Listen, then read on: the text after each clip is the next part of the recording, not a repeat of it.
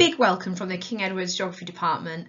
My name is Mrs Pillans and I'm here to tell you a little bit about geography at Kevigs, what you would study and the importance of geography as a subject. At King Edward's we believe that geography is an essential subject that contributes to a balanced education of all young people.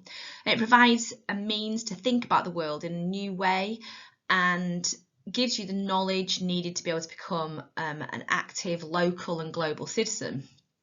So on the next few slides are some of the reasons we think you should choose geography and shows some of the themes that you might have come across.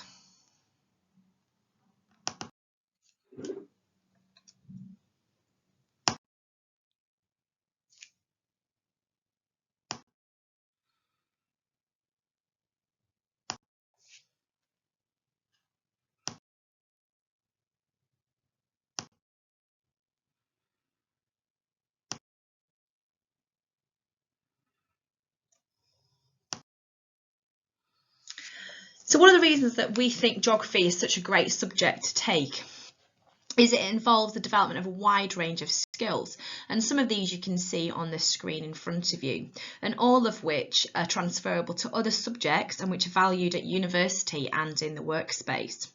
So it really helps you to build a really good skill set that can be used elsewhere. Including in skills is also something called GIS, Geographical Information Systems, and during the course you'll start to develop some knowledge of this. Now it's used increasingly in things like conservation, defence, utilities and in commercial settings, and ultimately it just means layers of information on a map, but by developing these skills it's something that makes geographers very employable, especially if you continue to study at A level and then degree level. So at A level we study the AQA syllabus, which is split into 3 parts, and I'll explain a little bit about each section over the next few slides. It's all topics that some of which you would have an overlap with GCSE, so you might have covered some aspects of them before, but some might be completely new to you. So starting with water and carbon cycles, this is the topic that all students who take A-level geography have to take. It is not one of the optional topics. And it's a good one to start with because it underpins some of the other topics we might look at in terms of coastal systems and landforms. So we approach this topic, water and carbon cycles, by looking at it in terms of systems.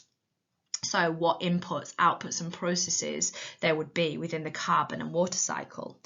And we look at how humans might have an impact upon these systems. So it's very science-based, this particular topic, and so there's quite a big overlap with some of the topics you might have done at GCSE science, and maybe if you're taking science or want to take science A-levels as well. So in the coasts topic, this is probably, if you've studied at Kevigs, and this is something that you will have looked at before, but we will look at it more from a systems point of view with the inputs, processes and outputs. We look at 2 case studies. So we look at the Holderness coast as a more local study, and we look at the Sundarbans in Bangladesh and India as a contrasting case study. And finally, hazards topic. For this one, we look at both tectonics and atmospheric hazards, and the sort of way that people respond to these hazards. You'd also look at wildfires, which is possibly the one that you may not have looked at before. So that's very briefly the physical topic, paper 1 that you look at. The second paper is a human paper. So the first topic that you would look at is global systems and global governance. And this focuses on globalization and the economic, political and social changes associated with this. It considers the impact of an increasingly interdependent world, looks at international trade and the governance of global commons, so for example our oceans or Antarctica. And how resources there should be used. And that's a very topical one. There's lots of things in the news that is very relevant with the changes in the EU and therefore the trade agreements that will need to be negotiated. So it's an interesting one and very topical one to look at. Changing places is one of my favourite topics, and this is probably one of the areas that you maybe is unlike any other topic that you'd have studied before, probably quite unfamiliar to some of you.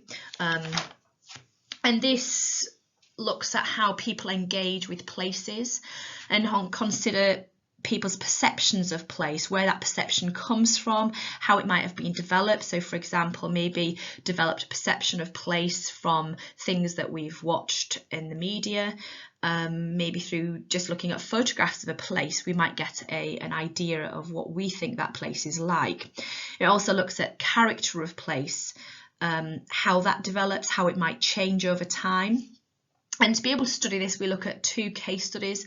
We have to look at a local one to us, so we do look at Louth, and a contrasting one, so we look at Spitalfields in London. And they're particularly interesting to consider and to contrast those 2 different places. Quite a lot of students choose to do their independent investigation on changing places because it's something quite new to them, quite interesting. And contemporary urban environments, and this is the last human topic to be studied. There's an overlap here with the urban change topic at GCSE, and it focuses on urban growth and changes that occur and how these changes might impact upon the population and environment. It considers the potential for environmental sustainability and social cohesion, and it does this by looking at contrasting areas of the world. Okay, so that's brief information about the 2 papers that you would look at. There's more information on the AQA website if you want further information, or do ask in school. The final thing that students will study is an independent investigation on a topic of their choice. So this needs to be linked to the specification in some way, but does not have to be a topic that we've studied. So for example, we don't look at ecosystems directly apart from through carbon and water cycles, but there is a larger topic on ecosystems that students might choose to investigate further. And as this is an independent investigation, each student has to choose a different title, but it's a great opportunity to study something that you're interested in greater depth. We've had a really wide range of different types of questions in the past that students want to study. Sometimes people have really grand ideas and they want to go to, I don't know, London and study something there, which is a possibility, but sometimes doing a more local study can work out a little bit more successfully. So we've had some students study sand dune succession at Thedlethorpe, another one look at perceptions of place and how they might vary to insiders versus outsider perspectives of place.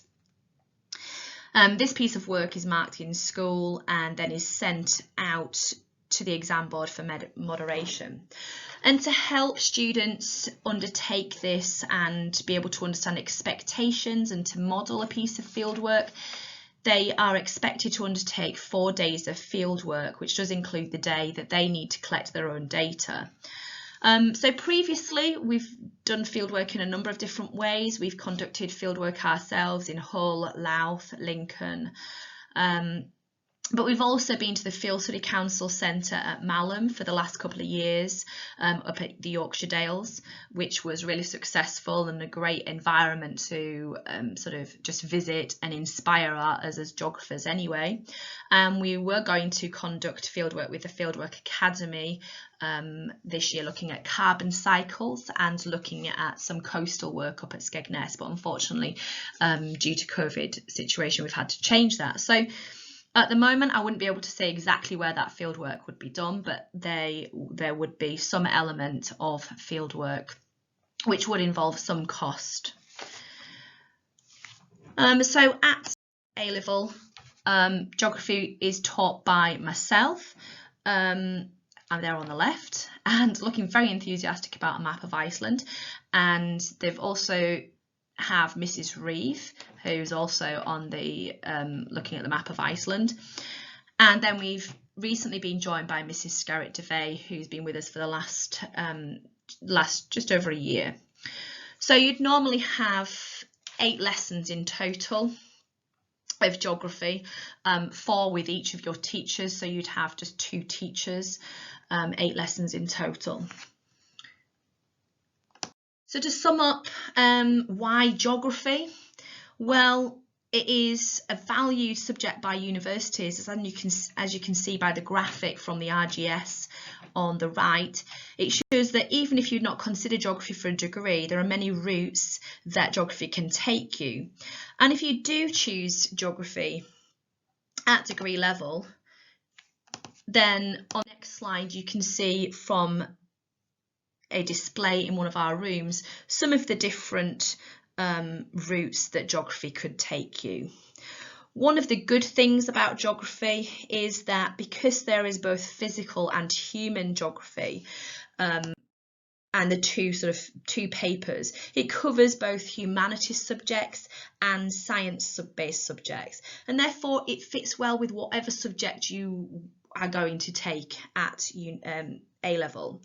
So ultimately, my advice is that unless you have something that you really want to do that requires a specific A level to be taken, then I would choose what most interests you.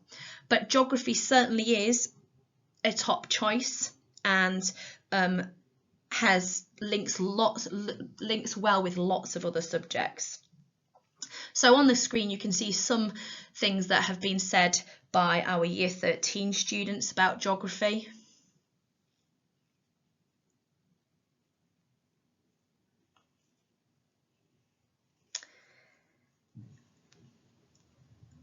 And finally, I will just leave you with this quote from the former president of the Geographical Association, which I think really sums up the benefit of geography as an A-level choice, and I really hope to see lots of you take geography next year. Any more questions, then please do contact the geography department at school. Thanks a lot. Bye.